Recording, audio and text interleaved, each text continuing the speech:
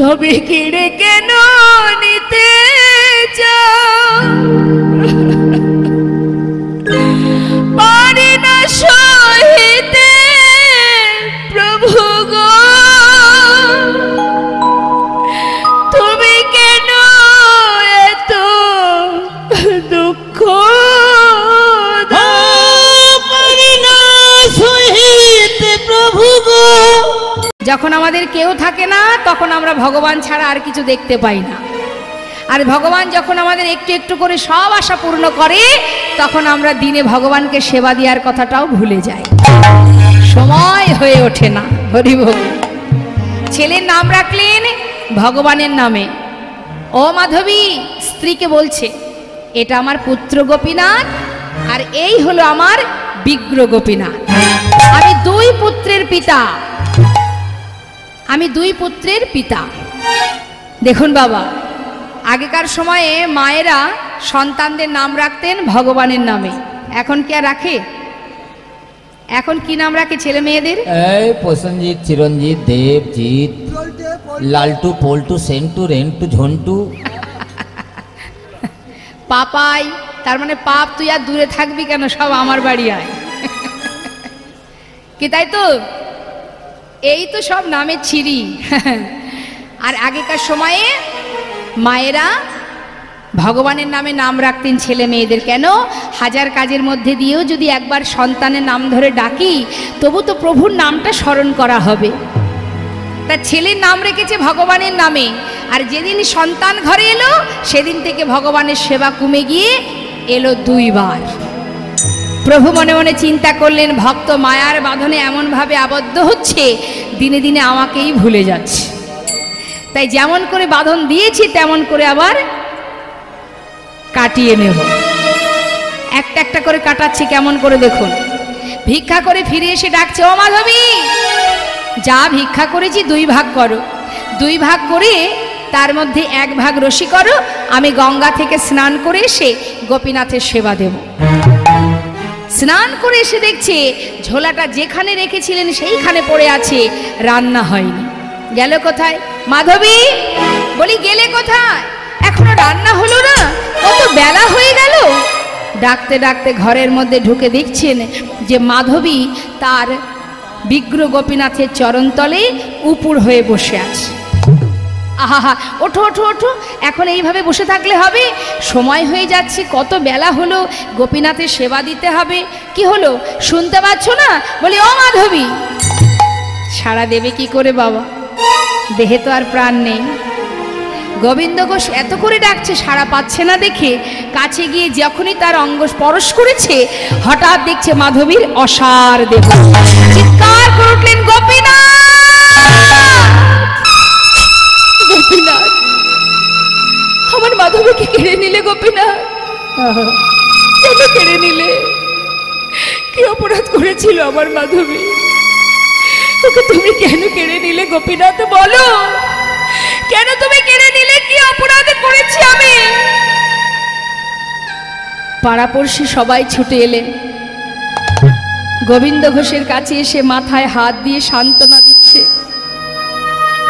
শান্ত হও গোবিন্দ, তোমার মাধবী হলে তোমাকে ছেড়ে যেত না।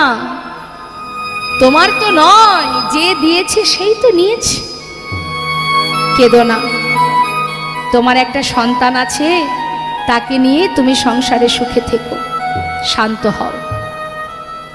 বেশি কিছু না বলে বাবা কি করলেন, নিজে হাতে মাধবীর শেষকৃত্য করলেন। শেষকৃত্য করবার পর ছোট্ট সন্তানকে নিয়ে কোনো রকমে দিন কাটে। ভিক্ষা করে যা পায় নিজের সন্তানকে সেবা দেয়, বিগ্রহ গোপীনাথকে সেবা দেয়। কিন্তু এখানেও তার ভুল হতে শুরু হলো। কি ভুল? নিজের সন্তানের জন্য যেটা রাখছে ভুল করে বিগ্রহ গোপীনাথকে দিয়ে দিচ্ছে, আর বিগ্রহ গোপীনাথের জন্য যে সেবার বস্তুটি রাখছে ভুল করে নিজের সন্তানকে দিয়ে দিচ্ছে। প্রভু মনে মনে চিন্তা করলেন, ভক্ত মা, আহা, এমনভাবে অপরাধ হচ্ছে, এমন তার অপরাধ হচ্ছে যে ভুল করে সন্তানের যেটা সেটা আমাকে দিচ্ছে আর আমার সেবার বস্তুটি সন্তানকে দিচ্ছে। সেবা অপরাধী। এই সেবা অপরাধের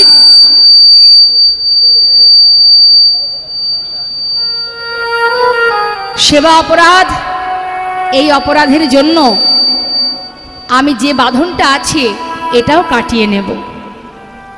দেখতে দেখতে সন্তানের বয়স হলো 5 বৎসর। 5 বৎসরের শিশু কিন্তু মাতা পিতাকে চিনতে শেখে, মাঠে গিয়ে খেলা করে। অন্যান্য বন্ধুরা যখনই সন্ধ্যা হয় তাদের মায়েরা সেই সন্তানদের কোলে করে ঘরে নিয়ে যায়, আর এই ছোট্ট পুত্র গোপীনাথকে কেউ নিতে আসে না। বাবা চলে যায় ভিক্ষায়, আর মা তো ঘরে নেই।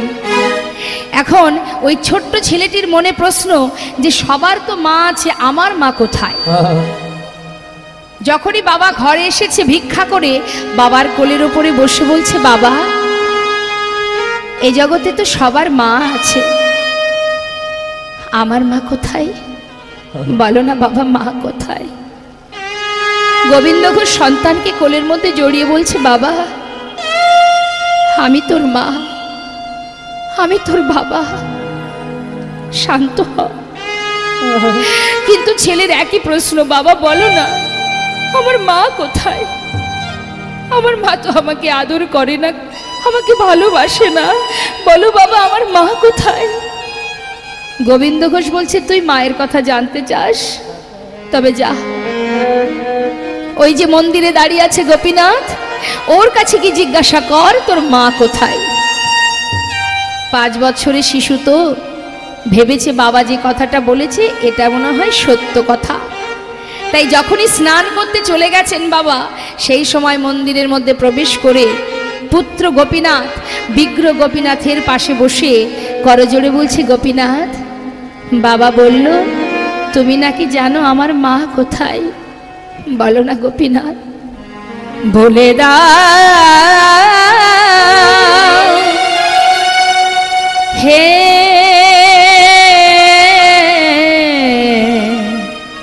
গোপীনাথ,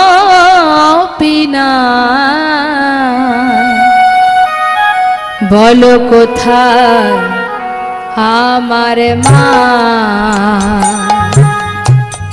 বলে দাও হে গোপীনাথ, বলো কোথায় আমার মা, ডাকি আমি মা মা বলে,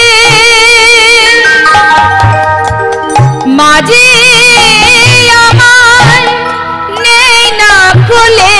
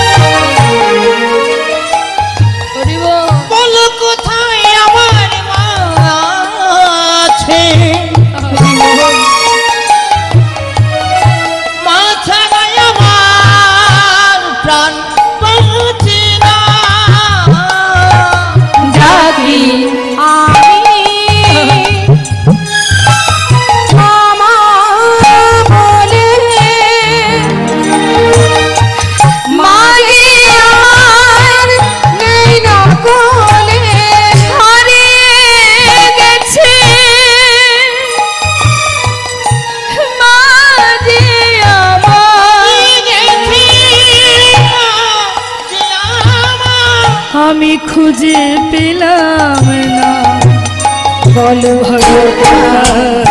আমার মা, বলে দাও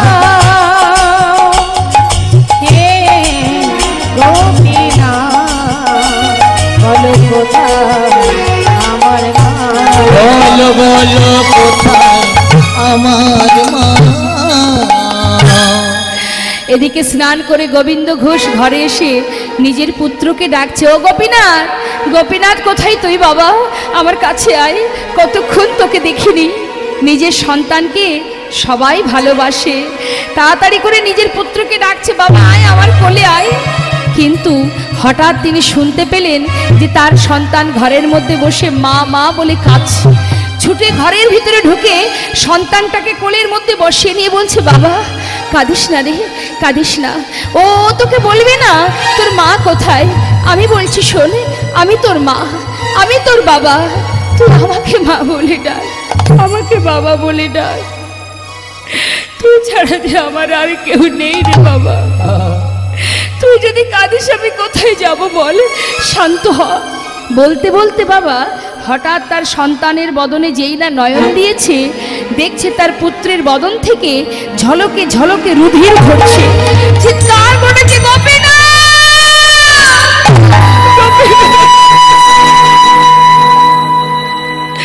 আমি তো তোমায় বলিনি আমার সংসার দাও, আমি তো বলিনি আমার স্ত্রী দাও, পুত্র দাও, তুমি তো দিয়েছ গোপীনাথ।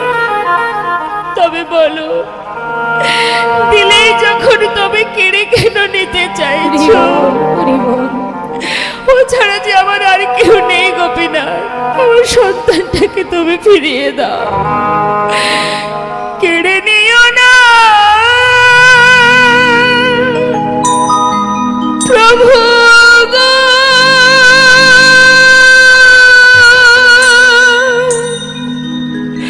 তুমি কেড়ে দিও না,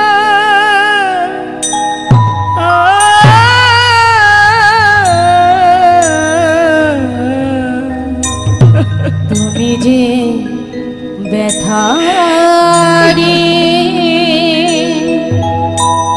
আমায় ব্যথা দিও না। কেন দিলে তুমি আমায় বলো? দিলেই যখন কেড়ে কেন নিতে চাইছো? আমার স্ত্রীকে তুমি কেড়ে নিয়েছো, আমি তো তোমায় কিচ্ছু বলিনি। আমার পুত্রটাকে কেড়ে নিও না। দিলে যদি পুত্র মরে তবে কেড়ে কেন নিতে চাও? পারি না সহিতে প্রভু গো, তুমি কেন এত দুঃখ দাও? পারি না সহিতে প্রভু গো, কেন এত দুঃখ দাও? যে বিষম বেদনা আমি সহিতে পারি না দয়াময়। বিষম বেদনা আমি আর সহিতে পারি না গো, আমি আর সহিতে পারি না প্রভু গো, সহিতে পারি না।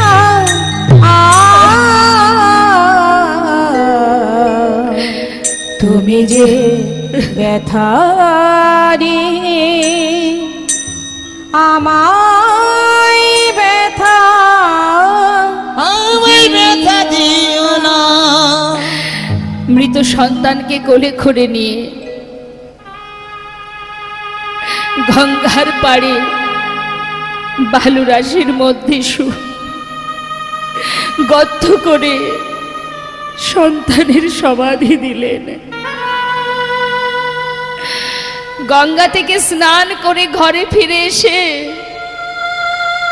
বিগ্রহ গোপীনাথের সামনে দাঁড়িয়ে বললে, দয়াময়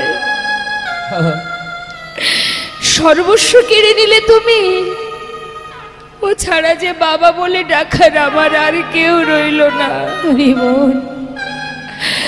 আজ থেকে আমি তোমাকে অনাহারে রাখবো, আমি তোমাকে আর সেবা দেব না। একদিন, 2 দিন, 3 দিনে চলে যায়, আর প্রভুর সেবা দেয় না। ঘরের মধ্যে ধুলাই গড়াগড়ি দিয়ে কাঁদে আর বলে, ও গোপীনাথ একবার ফিরে আয় বাবা, এসে একবার আমাকে বাবা বলে ডাক। কিন্তু বাবা 4 দিন হলো ভগবান আর পাথরের মধ্যে থাকতে পারছে না। পাথর থেকে সচল মূর্তি ধারণ করে 1 পা 2 পা করে ঘরে এসে ডাকছে, বাবা। ও বাবা, কে? আমি গো, তোমার পুত্র গোপীনাথ। গোপীনাথ? না না, আমি তো তোমাকে চিনি না। কে তুমি? চলে যাও, আমার পুত্র তো কবেই মরে গেছে, তুমি চলে যাও। বাবা, তুমি একদিন বলেছিলে আমি 2 পুত্রের পিতা। এ জগতে কারোর যদি 2টো সন্তান থাকে, তার মধ্যে যদি একটা মারা যায়, বাবা কি আরেকটা সন্তানকে না খাইয়ে রাখে? আজ 4 দিন হলো তুমি আমায় কিচ্ছু খেতে দাওনি। আমি আর পারছি না, আমাকে তুমি খেতে দাও বাবা। ও, তুমি এসেছো? তুমি আমাকে বাবা বলে ডাকলে? তুমি জানো এ জগতে সবাই কেন একটা পুত্র সন্তান চায়? শেষের দিনে মাতা পিতার শেষকৃত্য করবার জন্য।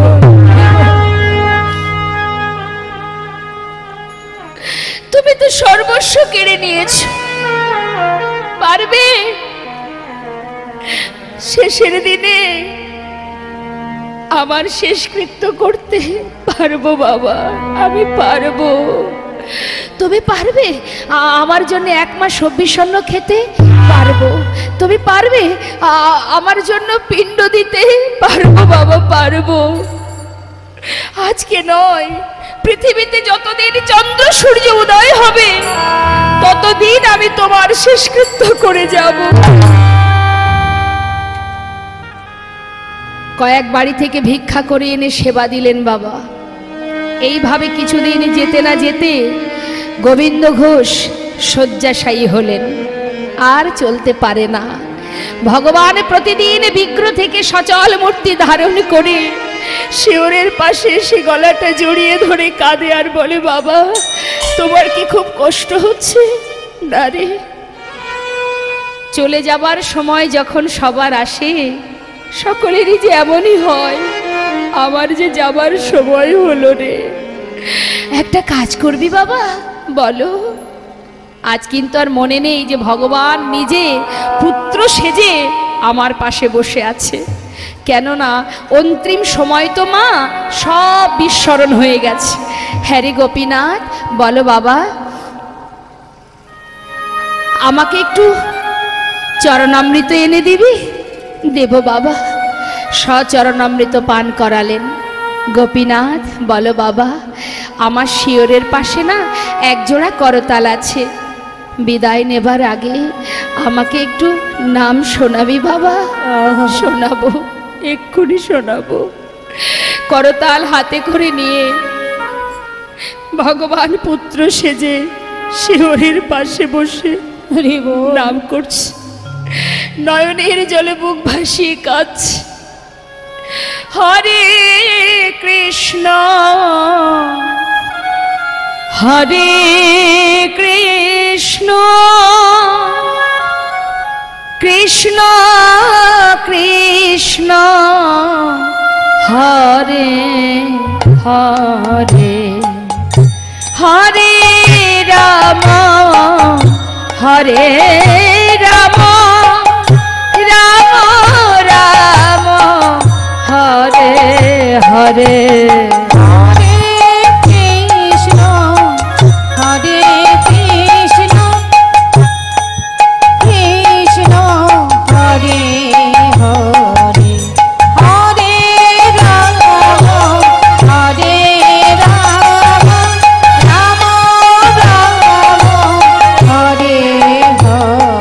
হরে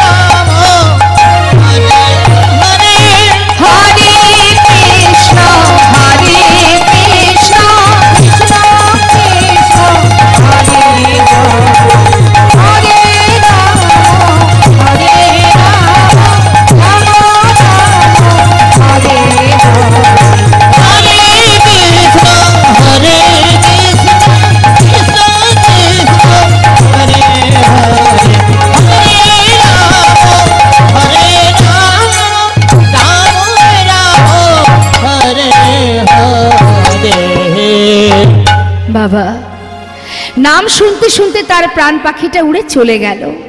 ভগবান স্বয়ং নিজে পুত্র সেজে সকল পাড়াপড়শিকে ডেকে বললেন, কে আছো?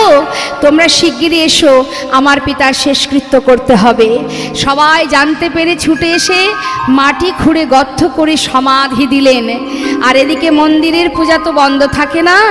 দ্বিতীয় এক পূজারীকে প্রভু স্বপ্ন দেখালেন, পূজারী, মন্দিরের ভিতরে প্রবেশ করে আমার রাজবেশ খুলে দাও, আমাকে কাছা পরিয়ে দাও, 1 মাস দিনে হব্বিষণ্ণ করে আমাকে একবার সেবা দেবে। আর 1 মাস পর চৈত্র মাসে মধুকৃষ্ণ একাদশী তিথিতে আমাকে স্নান করিয়ে শুদ্ধ বসন পরাবে, আমাকে গঙ্গার ঘাটে নিয়ে যাবে, আমি আমার পিতার পিণ্ডদান করব। বাবা, নিজের সন্তান যদি শ্রাদ্ধের কাজ করতেন তাহলে 1 মাস পর 1 দিন, আর তো করতেন না। কিন্তু ভগবান আজও যেটা বর্তমান, আজও তিনি কাছা পরিধান করে ভক্তের পিণ্ড দান করে যাচ্ছেন। যারা যাননি অবশ্যই যাবেন, বেশি দূর নয়, অগ্রদ্বীপ, খুব কাছেই, কাটোয়ার পাশেই, দর্শন করে আসবেন। আজও সেখানে বিশাল মেলা হয় এবং মন্দির থেকে গোপীনাথকে কাছা পরিয়ে গঙ্গার পাড়ে নিয়ে যাওয়া হয় পিণ্ডদানের জন্য। যারা ভক্তির নয়নে দর্শন করেন সবাই দেখতে পান, সেখানে দেখে আসবেন। আজও আছে সেই বিগ্রহ, আজও তাকে কাছা পরিয়ে ওই গঙ্গার পাড়ে নিয়ে যাওয়া হয়। বর্ধমান ডিস্ট্রিক্টে কাটোয়ার পরেই অগ্রদ্বীপ, সেখানে যাবেন, বিশাল মেলা হয় মকর সংক্রান্তি তিথিতে। তাই আজ পিণ্ড হাতে করে নিয়ে ভক্তের জন্য ভগবান দাঁড়িয়ে আছে। মহাজন বললেন, দেখো দাঁড়াইল গোপীনাথ পিণ্ড হাতে করে। দেখো দাঁড়াইল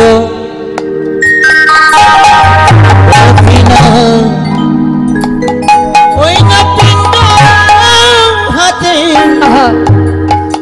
করি। দেখো দাঁড়াইল গোপীনাথ পিতৃকার্য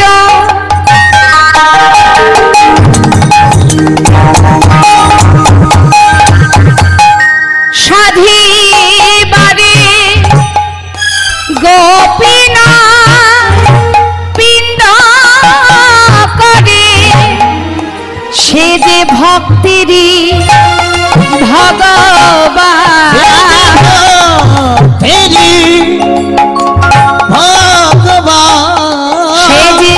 ভক্তেরি ভগবান, ভক্তেরি ভগবান।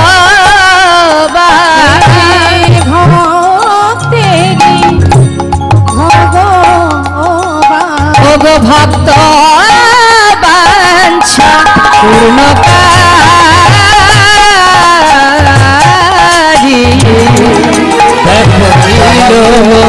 গোপীনাথ হাতে করি দাঁড়াইল গোপীনাথ। আজ ভগবান পিণ্ড হাতে করে নিয়ে ভক্তের জন্য পিণ্ড দিলেন। বৈষ্ণব লীলার পাশে দাঁড়িয়ে বললেন, দেখো দেখো, যুগে যুগে তুমি এসেছ ধরাতে, রাখিতে তোমারি ভক্তেরই মা। ওই যুগে যুগে তুমি এসেছো ধরাতে, রাখিতে তোমার ভক্তের মা।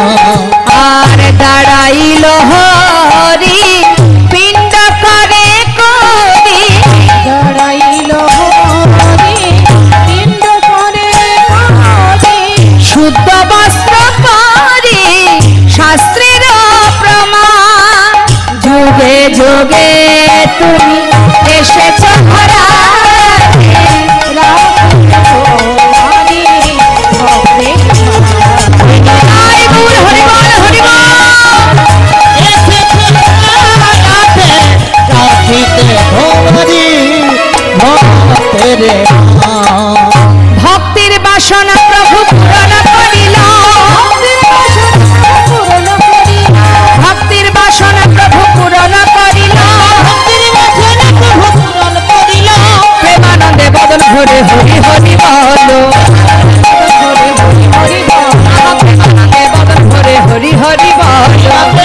বদন ভরে হরি হরি বলো। জনিতা জয় গৌরে। আমাদের ভক্ত ভগবানের লীলা এবার বিশ্রাম রাখবো। তার আগে আসুন আমরা নিতাই গৌরের জয়ধ্বনি করবার আগে সবাই মিলে আমরা একটা ভজন আস্বাদন করে নিই। জয় নিতাই জয় গৌর।